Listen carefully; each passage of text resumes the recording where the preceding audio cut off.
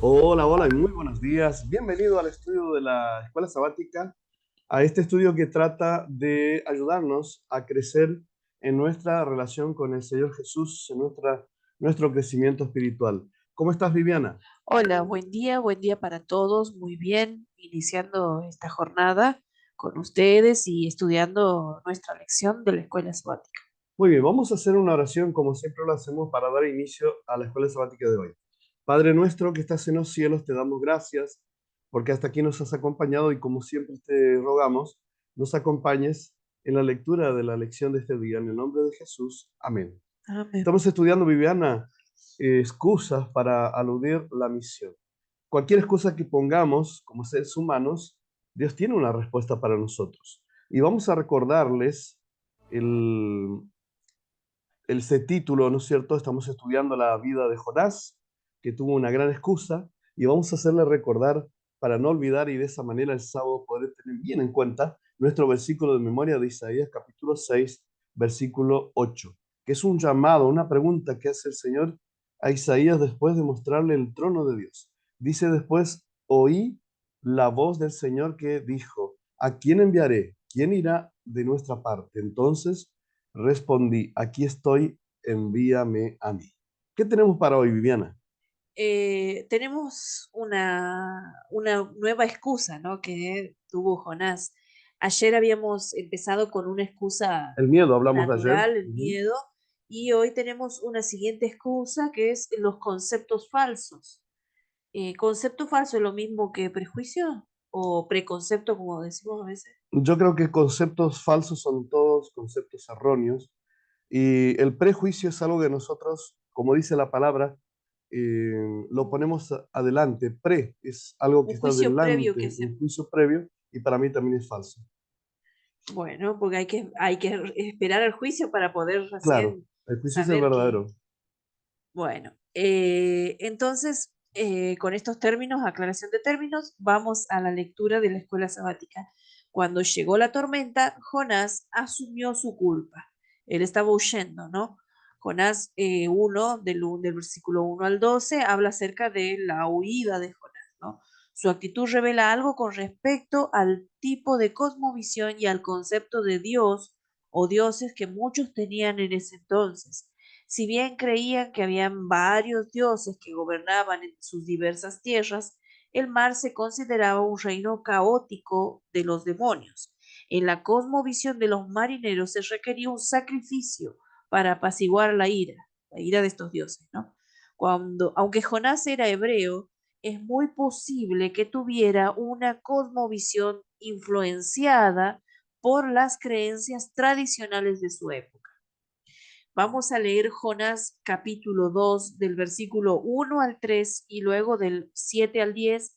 Y hay una pregunta que nos hace en la escuela sabática que dice, ¿qué revelan estos versículos acerca de cómo Jonás comenzó a comprender la providencia de Dios?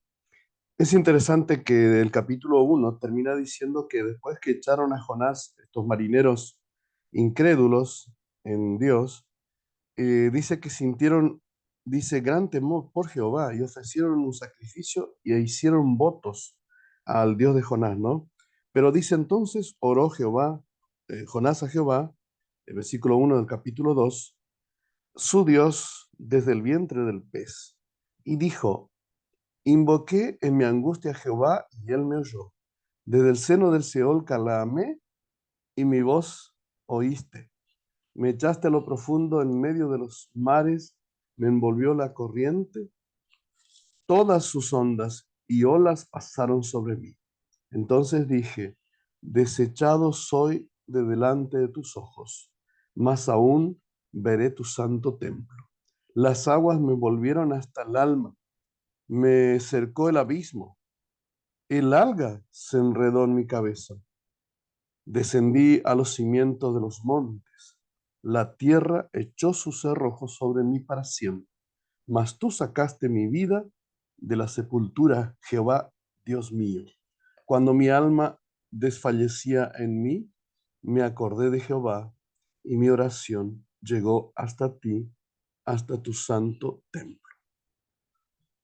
Muy bien. Aunque Jonás huía del territorio donde el pueblo afirmaba que Jehová era su Dios, aprendió por las malas que incluso cuando viajara a culturas extranjeras, Jehová continuaba siendo soberano. El viento y las olas pertenecían a Dios, los seres marinos también. Del Señor es la tierra y su plenitud, dice el Salmo 24:1. 1. El corazón de Jonás se volvió hacia el soberano de la tierra y el mar, y por lo tanto confesó y fue salvo. Nosotros también podemos tener conceptos errados acerca de Dios y de lo que Él espera de nosotros. Un malentendido común es que Dios desea que nos enfoquemos en nuestra propia salvación y nos alejemos de la maldad del mundo que nos rodea. Aunque se nos instruye que nos mantengamos sin mancha en este mundo, nuestra énfasis debe estar en cómo podemos llevar las bendiciones y las esperanzas de Dios a los que la necesitan. Otro malentendido que nos impide aceptar el llamado de Dios a la misión es creer que el éxito depende de nosotros. Nosotros no podemos salvar a un alma, así como Jonás tampoco podía salvar a Nínive. Podemos asumir una mentalidad de salvador, entre comillas, con respecto a la misión. Nuestro llamado no es a obrar la salvación, sino a cooperar con Dios en su obra salvífica. Damos testimonio al alabar a Dios por las formas específicas en que nos está transformando, pero solo Dios puede atraer a las personas hacia Él. Podemos plantar semillas de verdad, pero solo Dios puede convertir el corazón. A menudo confundimos nuestro rol con el de Dios, lo que es suficiente para que alguien encuentre una excusa para no testificar. Si Dios usó a Jonás, pero solo Dios, no Jonás, transformó a Nínive. Muy bien.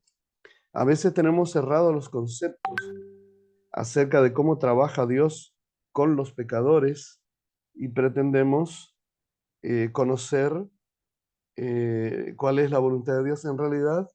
Es es tan difícil entender y aventurarnos a adelantarnos a digamos, a los acontecimientos que Dios eh, quiere producir, que a veces podemos equivocarnos.